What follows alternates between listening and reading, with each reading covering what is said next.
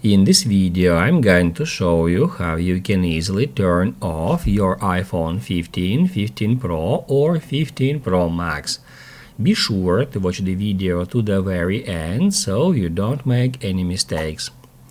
Let's get started, guys. I'm gonna show you all the process because there are two different ways how we can do so, and the first way is long press at the same time volume up button located at the left edge of your device. Here it is.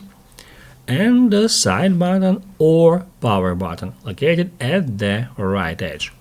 Just hold both of these buttons at the same time for a couple of seconds until that screen appears, and after that, all you have to do in order to turn it off is just drag that slider to the right position.